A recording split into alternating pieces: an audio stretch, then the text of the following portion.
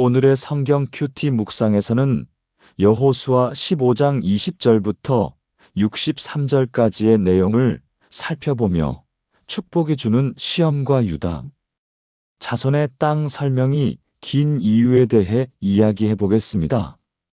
이 구절에서는 유다 자손이 받은 기업에 대한 자세한 설명이 담겨 있습니다.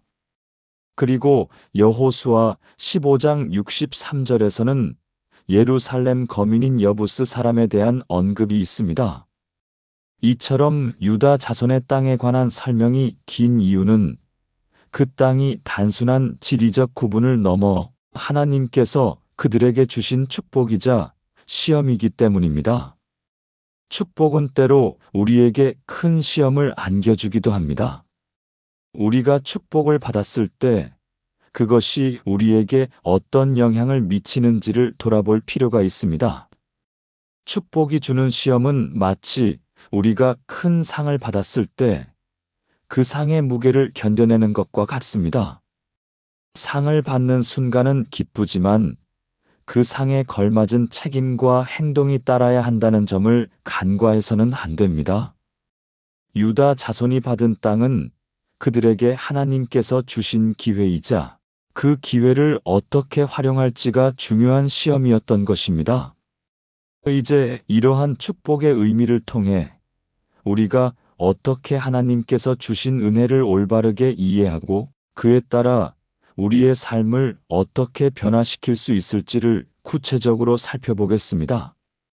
성경을 읽다 보면 자칫 지루하게 느껴지는 부분이 있습니다. 이는 우리가 이방인이라는 점에서 더 그렇게 느낄 수 있습니다. 이스라엘 입장에서 보면 그들에게 관련 있는 지역이나 사람들에 대한 이야기이기 때문에 그 의미가 깊게 다가올 수 있지만 이방인인 우리는 그렇지 않을 수 있습니다. 하지만 그렇기 때문에 이방인인 우리는 하나님의 뜻과 의를 발견하기 위해 이러한 부분을 더욱 신중하게 살펴봐야 합니다. 오늘 말씀에서는 유다 기업에 대한 자세한 내용이 나옵니다. 여기서 유다 기업은 상당히 크고 비옥한 땅이라는 점을 알 수 있습니다. 이 땅은 제비 뽑기를 통해 나누어지기 전에 이미 하나님께서 유다 자손에게 주신 땅입니다. 유다 기업에 대해 이렇게 자세히 설명한 이유는 단순히 지리적 요소에 그치지 않습니다. 이는 하나님께서 그들에게 주신 축복이자 그 축복을 어떻게 활용할 것인지에 대한 중요한 교훈이 담겨 있습니다. 마치 우리가 소중한 선물을 받았을 때 그 선물을 어떻게 잘 사용할지를 고민하는 것과 비슷합니다.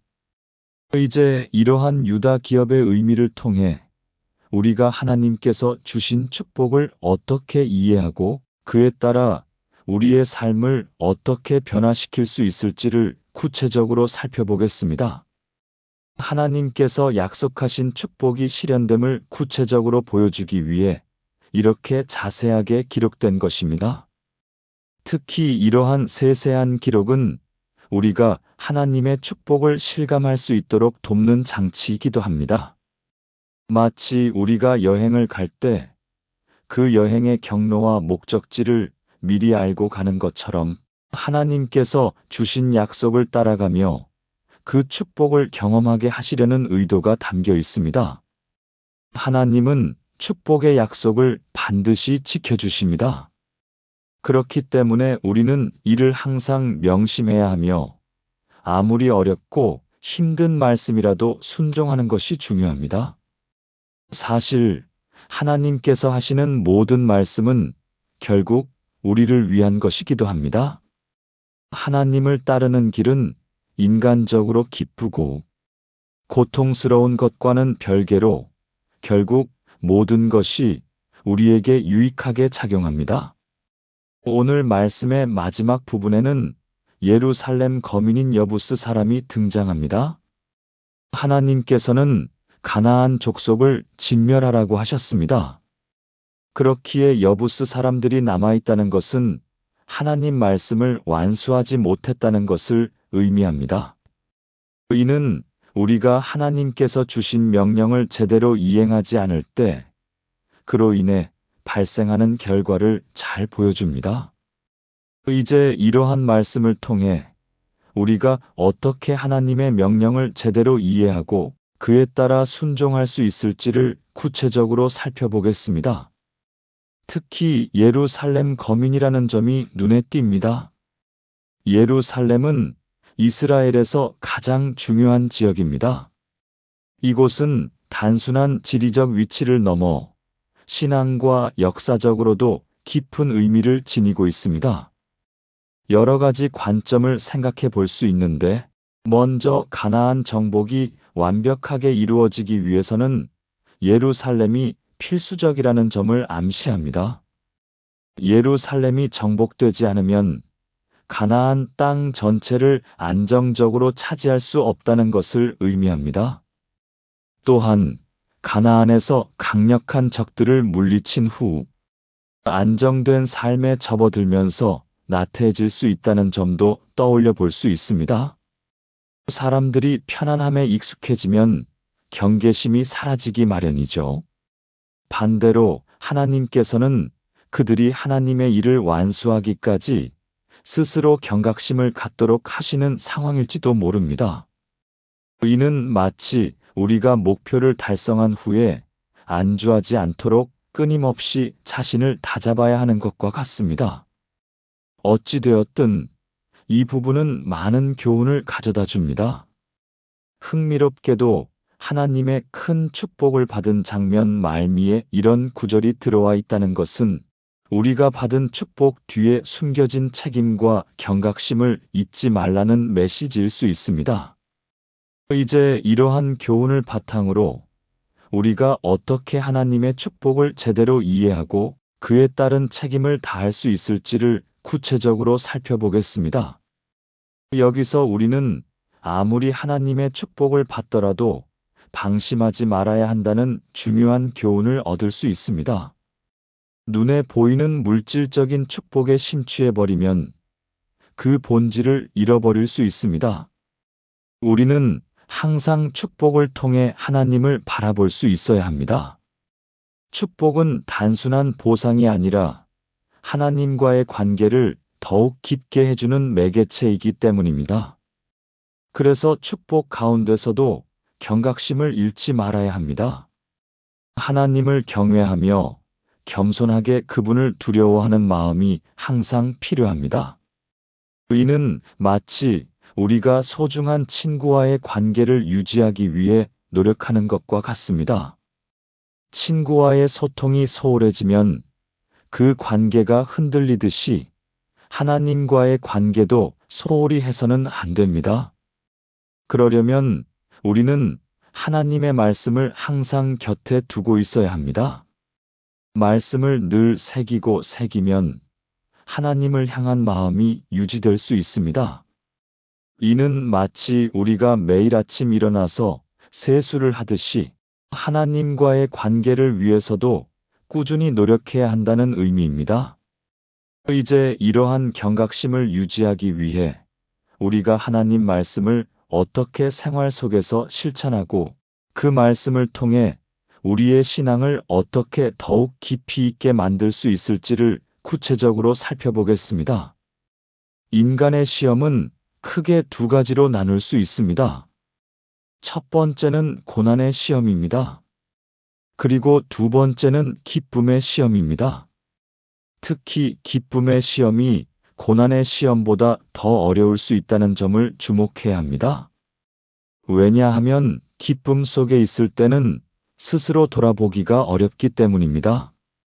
기쁨에 취해 아무것도 보지 못하는 상황이 발생할 수 있습니다. 이러한 점에서 지금 우리에게 전하는 교훈을 잘 이해해야 합니다. 아무리 큰 축복과 기쁨 가운데 있어도 우리는 하나님의 일에 집중할 수 있어야 합니다. 하나님으로부터 주의가 벗어나면 안 되는 것입니다. 마치 우리가 중요한 시험을 앞두고 있을 때 주변의 소음이 아무리 크더라도 집중해야 하는 것과 같습니다. 고통과 기쁨, 어디에 있든지 간에 우리는 항상 하나님께 집중해야 합니다. 비록 시행착오와 실수가 있겠지만 그럼에도 불구하고 끝까지 하나님을 붙들어야 합니다. 이것이 진정으로 우리가 살 길입니다. 이제 이러한 시험의 본질을 통해 우리가 어떻게 하나님께 집중하며 기쁨 속에서도 경각심을 잃지 않고 살아갈 수 있을지를 구체적으로 살펴보겠습니다. 우리는 기쁨과 고난이라는 두 가지 시험 속에서 살아가고 있습니다. 특히 기쁨의 시험은 고난보다 더 어려울 수 있다는 점을 기억해야 합니다. 기쁨 속에서는 스스로 돌아보는 것이 쉽지 않기 때문입니다. 그래서 우리는 어떤 상황에 있든지 하나님께 집중해야 합니다. 하나님은 우리에게 초월적인 지혜와 지성을 주시며 이끌어 주십니다. 오늘도 귀한 말씀을 통해 돌아보게 해주신 하나님께 감사드립니다. 저 또한 세속적인 성과와 성공에 취해 있었음을 고백합니다. 이로 인해 하나님을 멀리하고 잊고 살았던 저를 불쌍히 여겨주시고 온전히 하나님만 바라볼 수 있도록 인도해 주시길 기도합니다. 우리는 종종 눈에 보이는 물질적이고 세속적인 성공과 기쁨에 취해 있습니다. 하지만 이러한 것들이 진정한 의미를 지니고 있지 않다는 것을 깨달아야 합니다. 우리의 눈을 뜨게 하셔서 모든 것의 본질은 하나님임을 알게 하소서. 축복과 기쁨에 취해 있기보다 그 너머의 하나님을 바라보게 하시고 그것이 진정한 더 큰 축복, 그 자체임을 알게 하소서. 이제 이러한 마음으로 기도문을 통해 우리의 마음을 하나님께 드리겠습니다.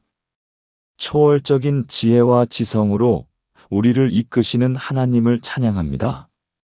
오늘도 귀한 말씀으로 돌아보게 해주심에 감사합니다. 저 또한 세속적인 성과와 성공에 취해 있었음을 고백합니다. 이로 인해서 하나님을 멀리하고 잊고 살았습니다. 이런 저를 불쌍히 여기사 온전히 하나님만 바라보게 하소서. 우리가 눈에 보이는 물질적 세속적인 성공과 기쁨에 취해 있는 경우가 많습니다. 우리의 눈을 뜨게 하시어 모든 것의 본질은 하나님임을 깨닫게 하소서. 축복과 기쁨에 취해 있기보다 그 너머의 하나님을 바라보게 하소서. 그것이 진정한 더 큰 축복, 그 자체임을 알게 하소서. 오늘도 우리의 기도를 들어주셔서 감사합니다. 아멘.